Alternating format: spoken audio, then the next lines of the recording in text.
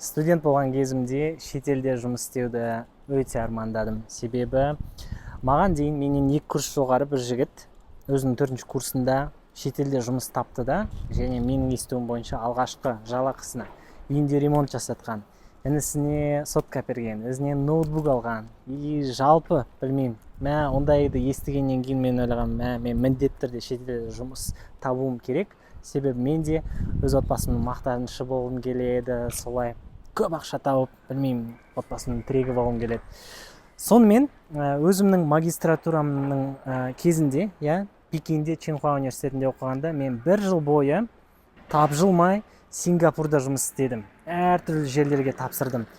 Білмеймін, уже сол кездегі менің қалпым отчаянияға жақын болды да, себебі кез келген жерге тапсыра бердім. Білмеймін, Газпромның көмекшісі, бизнес-консультант, бір жерде аналитик, білмеймін, мұнай саласында әртүрлі жерлерге тапсырып шықтым.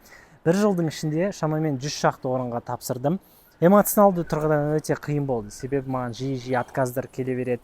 Бір қызықты жер табасын ойлайсың, мүмкін мен осы жерде жұмыс тауып қалам, мен алып қалу мүмкін шығар деп, өзіңе бір себеп құрастыра бастайсың.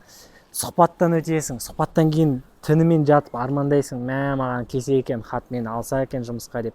Сөйтіп 100-дей орынға тапсырдым. Соның ішінен 10 орын мені сұхбатқа шақырды. 10-нан аяғында 3 жер мені жұмысқа алды.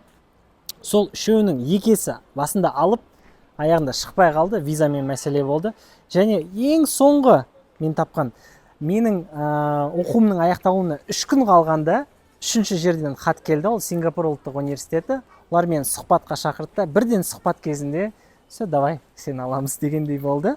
Сосын 3 ай визамды күттім да, аяғында аман есен Сингапурға барып, 1 жыл о жақта жұмыс істедім.